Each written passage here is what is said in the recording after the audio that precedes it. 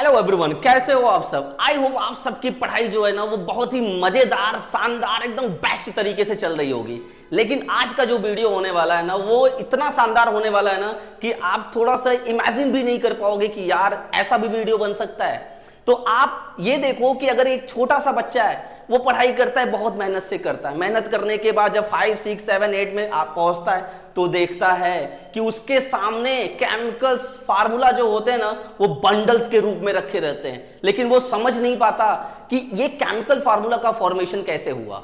तो आज जो वीडियो होने वाला है वो पर्टिकुलर एक टॉपिक पर होने वाला है, वो है केमिकल फार्मूला। ठीक है, तो केमिकल फार्मूला के कुछ रूल्स होते हैं, अगर हम उस रूल्स को अच्छी तरीके से फॉलो करते हैं, अपनाते हैं, तो कितना बड़ा सा बड़ा भी केमिकल फार्मूला आ जाए हम ऐसे करके तुरंत बता पाएंगे कि हाँ ये हमारा एकदम राइट आंसर है। ठीक है, तो बिना देरी किए हुए चलो वीडियो को स्टार्ट करते हैं। तो सबसे पहला हेडिंग आता है वो है केमिकल फार्मूला, क्योंकि किसी भी टॉपिक को पढ़ने से पहले हमें यह मालूम होना चाहिए कि उसका सेंस क्या है, उसका मीनिंग क्या है, वो कहना क्या चाहता है। ठीक है, तो केमिकल फार्मूला क्या होता है कि किसी भी कंपाउंड्स का जो सिंबॉलिक रिप्रेजेंटेशन होता है, जिसमें हम उसको सिंबल्स के द्वारा रिप्रेजेंट कर पाए कि हाँ यही जो है इस एलिमेंट्स को मिलाकर 2 या 3 एलिमेंट्स को मिलाए तो जाकर क्या बना, हमारा कंपाउंड्स बना। ठीक है, तो लिख सकते हैं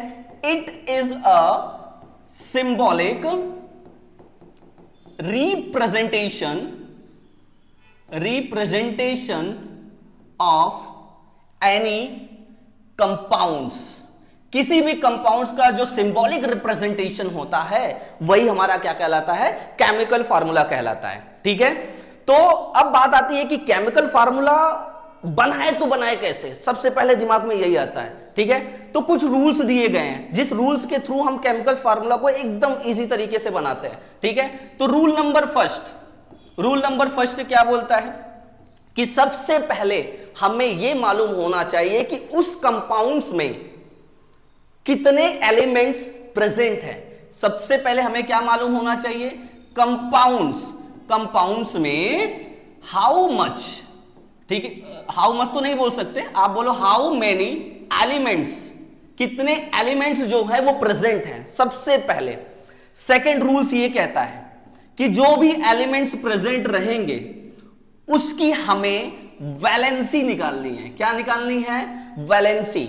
जैसे ही वैलेंसी निकल जाएगा तो रूल नंबर 3 ये कहता है क्रॉस द एटम्स को क्या करो, क्रॉस कर दो। ठीक है, जैसे ही एटम्स को क्रॉस करोगे तो आपका जो है फार्मूला वो बन के रेडी हो जाएगा। ठीक है, तो आप सोचोगे सर तो पता नहीं क्या बोल रहे हैं, तो बिना एग्जांपल के बात तो समझ में नहीं आती। तो सबसे पहले एक एग्जांपल लेते हैं। ठीक है, और वो एग्जांपल है हाइड्रोजन सल्फाइड का। यानी अगर मैं बोलूं फॉर हाइड्रोजन सल्फाइड, ठीक है, क्या है, हाइड्रोजन सल्फाइड, तो जो रूल्स दिया गया है उसी रूल्स के अकॉर्डिंग हम इसमें क्या करेंगे, उसको रिप्रेजेंट करेंगे। सबसे पहला रूल्स यही था कि हमें एलिमेंट्स को पहचानना है। ठीक है, उसका सिंबल्स लिखना है। चलो मान लो हमने क्या लिख दिया, सिंबल्स लिख दिया। अब सिंबल्स में क्या मौजूद है, हाइड्रोजन। अब ये तो बताने की जरूरत नहीं है कि हाइड्रोजन का सिंबल्स क्या होता है। ठीक है, क्या होता है, H।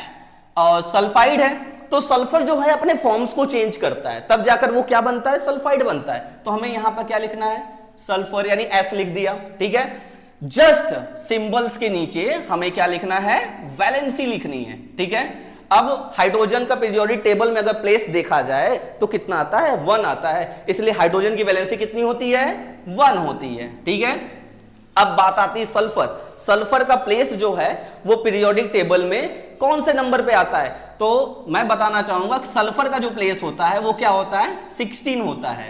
क्या होता है, 16।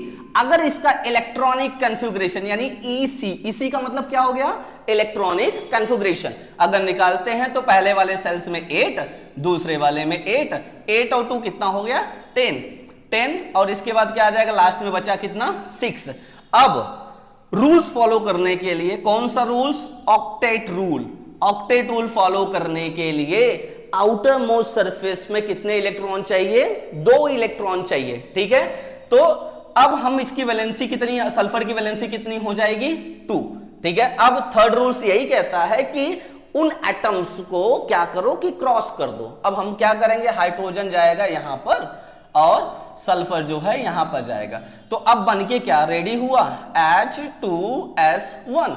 S1 कभी नहीं लिखेंगे, 1 कभी नहीं लिखा जाता। अगर दो मॉलिक्यूल्स हैं तब उसको रिप्रेजेंट करो, सिंगल मॉलिक्यूल्स को हमें रिप्रेजेंट नहीं करना है। तो ये बनेगा क्या, H2S। अब ये पूरी तरीके से रेडी हो गया। कोई बोले कि हाइड्रोजन सल्फाइड का फार्मूला बताओ, तो आप डायरेक्ट बता दो, आंख बंद करके सोए भी रहो तब भी बता दो कि सर H2S होता है। समझ में आ गया? तो ऐसे ही आपको एकदम सिस्टमैटिक तरीके से एकदम देखो और तुरंत बता दो कि हाँ सर ये आ गया। लेकिन अभी तो फर्स्ट एग्जांपल था, अब चलते हैं सेकंड वाले एग्जांपल में जो और मजेदार होने वाला है। ठीक है, अब ये तो हम सब जानते हैं कि भाई पानी जो है, वाटर, जिसे हम डेली अपने लाइफ में यूटिलाइज करते हैं। ठीक है, वाटर का फार्मूला एक छोटे से बच्चे से पूछो तब भी बता देगा कि सर H2O होता है। लेकिन H2O बना कैसे, ये लॉजिक सबसे बड़ी चीज है। मान लो अगर मैंने दे दिया H2O, ये बना कैसे, तो सबसे पहले अगर देखा जाए तो दो एलिमेंट्स मिलकर जो है वो वाटर का फॉर्मेशन किए। फर्स्ट होता है hydrogen and second is oxygen. ठीक है, तो वही रूल्स हमारा, सबसे पहले क्या लिखेंगे, सिंबल्स। ठीक है, वाटर में क्या क्या एलिमेंट्स मौजूद हैं, दो, first is hydrogen and second is oxygen. ठीक है, जस्ट सिंबल्स के नीचे क्या आने वाला है, वैलेंसी। क्या आएगा, वैलेंसी। इसके बाद आप देखो हाइड्रोजन की वैलेंसी, अभी जस्ट इसके पहले मैंने क्या बताया, 1। और ऑक्सीजन का प्लेस कितना होता है, 8। पीरियोडिक टेबल में ऑक्सीजन जो है वो 8 नंबर पर प्रेजेंट है। अगर इसका इलेक्ट्रॉनिक कॉन्फ़िगरेशन निकाला जाए तो आ जाएगा 2 और 6, यानी ऑक्टेट रूल फॉलो करने के लिए सबसे बड़ा चीज होता है ऑक्टेट रूल। ऑक्टेट रूल अगर हम समझ गए तो किसी भी एलिमेंट्स का वैलेंसी बस चुटकी में निकाल लेंगे, चुटकियों में, ज्यादा टाइम नहीं लगेगा। अब ऑक्टेट रूल का मतलब होता है 8। क्या होता है, 8। हमें उसकी वैलेंसी को 8 तक पहुंचाना है। जैसे ना हमारा टारगेट होता है सर लाइव में ये करके दिखाना है ना, तो वैसे एलिमेंट्स भी चाहता है कि उसके आउटर मोस्ट सरफेस पर स्टेबल होने के लिए कितना चाहिए, 8 चाहिए। गवर्नमेंट जॉब मिल जाएगी तो कहोगे सर अब तो हमारे बल्ले बल्ले है, लेकिन यहां भी तो एलिमेंट्स चाहेगा कि मैं स्टेबल हो जाऊं। स्टेबल होने के लिए कितने चाहिए, 8। लेकिन ऑक्सीजन के आउटर मोस्ट में अभी रिक्वायरमेंट कितनी है, 2 की है। ठीक है, 2 चाहिए, तो यहां पर लिख दो। अब फिर वही third rules, cross multiply. Cross multiply कर दो, हाइड्रोजन को 2 के साथ और ऑक्सीजन को 1 के साथ मल्टीप्लाई करोगे तो क्या बन जाएगा, H2ON। अभी मैंने बताया कि 1 को रिप्रेजेंट करने की जरूरत नहीं है, तो क्या बनेगा, H2O। यानी ये हो गया हमारा किसका फार्मूला, किसका, वाटर का, कि वाटर का फार्मूला हमारे सामने बन के रेडी हो गया। किसी भी दोस्तों को बता दो, बोलेगा यार तो ये तो मजा आ गया जानने में।